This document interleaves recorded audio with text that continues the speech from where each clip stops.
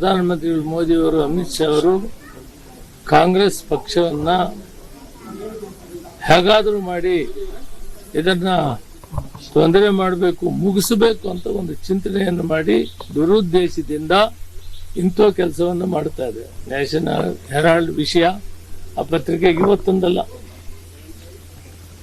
ಇದೇ ಬಿಜೆಪಿ ಸರ್ಕಾರ ಇದ್ದಾಗ 10 ವರ್ಷದಿಂದ ಏನ್ ಮಾಡ್ತಾ ಇದ್ರು?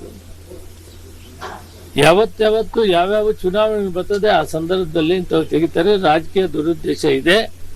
ಇದರಿಂದ ನಾವಿದನ್ನು ಖಂಡಿಸ್ತೀವಿ. ಕೋರ್ಟ್ ಇದೆ, ಕೋರ್ಟಲ್ಲಿ ನಾವು ನ್ಯಾಯ ಕೇಳ್ತೀವಿ, ಅದನ್ನು ನಾವು ಮಾಡ್ತೀವಿ ಮತ್ತು ಹೋರಾಟ ಕೂಡ ಮಾಡ್ತೀವಿ. ಇಂಥ ರಾಜಕೀಯ ಮಾಡಬಾರ್ದು. ರಾಜಕೀಯ ಪ್ರಜಾಪ್ರಭುತ್ವ ವ್ಯವಸ್ಥೆಯಲ್ಲಿ ಒಂದು ಸಿದ್ಧಾಂತದ ಮೇಲೆ ಮಾಡಬೇಕು. ಇಂಥ ಒಂದು ಕೆಲಸಗಳನ್ನು ಮಾಡೋದ್ರ ಮುಖಾಂತರ ನಮ್ಮ ಪಾರ್ಟಿನ ಅವ್ರೇನು ಮಾಡೋಕ್ಕಾಗೋದಿಲ್ಲ. ಅದು ಇತಿಹಾಸ ಇರುವಂಥ ಪಕ್ಷ, ಇದರ ಶಕ್ತಿ ಇದಕ್ಕಿದ್ದೇ ಇರ್ತದೆ.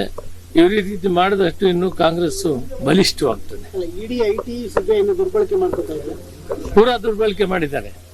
ಇದು ಕೇವಲ ಕಾಂಗ್ರೆಸ್ ಪಾರ್ಟಿ ಮೇಲೆ ಎಲ್ಲ, ಯಾರ್ಯಾರು ಅವ್ರ ಪಕ್ಷಕ್ಕೆ ಸೇರ್ಬೇಕು ಅಂತ ಕೇಳ್ತಾರೆ, ಸೇರಿದ್ರೆ ಅವ್ರ ಮೇಲೆ ಇಡಿ ದಾಳಿ ಮಾಡ್ತಾರೆ, ಐಟಿ ದಾಳಿ ಮಾಡ್ತಾರೆ. ಮತ್ತು ಯಾರು ಹಣವಂತರು ಇರ್ತಾರೆ, ಇವ್ರಿಗೆ ಸಹಕಾರ ಕೊಡೋದಿಲ್ಲ ಅಂತೇಳಿ ಹೇಳಿದ್ರೆ ಅದರ ಮೇಲೆ ಇಡಿ ಮಾಡ್ತಾರೆ. ರಾಜಕೀಯವಾಗಿ ಅವ್ರು ಯಾರು ಸೇರಿಸ್ಕೊಳಕ್ ಪ್ರಯತ್ನ ಮಾಡ್ತಾರೆ, ಅವ್ರು ಬರೋದಿಲ್ಲ ಅಂದ್ರೆ ಅವ್ರ ಮೇಲೆ ಮಾಡ್ತಾರೆ. ಈಗ ಇಡೀ ವಾತಾವರಣ ಭಯಭೀತರನ್ನಾಗಿ ಮಾಡಿಬಿಟ್ಟಿದ್ದಾರೆ ಈ ದೇಶದಲ್ಲಿ. ಅದನ್ನ ನಾನು ಪೂರ್ತಿ ಖಂಡಿಸ್ತೀನಿ. ಕೋರ್ಟ್ ಇದೆ, ನ್ಯಾಯಾಲಯದಲ್ಲಿ ಹೋರಾಟ ಮಾಡ್ತೀವಿ ನಾವು. ಇದು ಬಹಳ ಅಕ್ಷಮ್ಯ ಅಪರಾಧ ಮಾಡಿದರೆ ಇದನ್ನ ತೀವ್ರವಾಗಿ ಖಂಡನೆ ಮಾಡ್ತಾರೆ ಕಾಂಗ್ರೆಸ್ ಪಾರ್ಟಿ ವ್ಯಕ್ತಿಗತ. ನಾನು ರಾಹುಲ್ ಗಾಂಧಿ, ಸೋನಿಯಾ ಗಾಂಧಿ ಅವರನ್ನು ಟಾರ್ಗೆಟ್ ಮಾಡಿದ್ರೆ ರಾಷ್ಟ್ರಾದ್ಯಂತ ಕಾಂಗ್ರೆಸ್ ಪಕ್ಷವನ್ನ ಮುಗಿಸಬಹುದು ಅನ್ನೋ ಒಂದು ಲೆಕ್ಕಾಚಾರನ ಅದಿನ್ನಷ್ಟು ಬಲ ಆಗ್ತದೆ. ಕಾಂಗ್ರೆಸ್ ಪಕ್ಷ ಅವ್ರು ಮಾಡಿರೋ ಕೆಲಸದಲ್ಲಿ ಇನ್ನಷ್ಟು ಬಲವಾಗ್ತದೆ.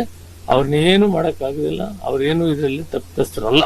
ಸರ್, ಈಗ ರಾಜಣ್ಣ ಅವ್ರು ನಿನ್ನೆ ಒಂದು ಸ್ಟೇಟ್ಮೆಂಟ್ ಕೊಟ್ಟಿದ್ದಾರೆ, ನಾಯಕತ್ವ ಬದಲಾವಣೆ ಆದ್ರೆ ಪರಮೇಶ್ವರ್ ಸಿಎಂ ಆಗೋದ್ರಲ್ಲಿ ತಪ್ಪೇನಿದೆ ಅಂತ ಹೇಳಿದ್ದಾರೆ. ರಾಜಣ್ಣವ್ರ ಸ್ಟೇಟ್ಮೆಂಟ್ ಇಲ್ಲಿಗೆಲ್ಲ ಉತ್ತರ ಕೊಡಕ್ ನಾನ್ ತಯಾರಿಲ್ಲ.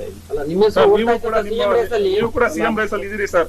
ನಿಮ್ಮ ಒಂದು ನಾಯಕರು ಕೂಡ ಒತ್ತಾಯ ಮಾಡ್ತಾ ಇದ್ದಾರೆ, ಮುನಿಯಪ್ಪ ಅವರಿಗೆ ಒಂದು ಅವಕಾಶ ಕೊಡಿ ಅಂತ. ಎಡಗೈ ಸಮುದಾಯಕ್ಕೆ ಸಿಗಬೇಕು ಅಂತ ಹೈಕಮಾಂಡ್ ಈಗಾಗಲೇ ತೀರ್ಮಾನ ಮಾಡಿ ಮುಖ್ಯಮಂತ್ರಿ ಕಾರ್ಯಕ್ರಮ ಯಶಸ್ವಿಯಾಗಿ ನಡೆಸ್ತಾ ಇದ್ದಾರೆ. ಅವರೇ ಮುಂದುವರಿತಾರೆ. Thank you.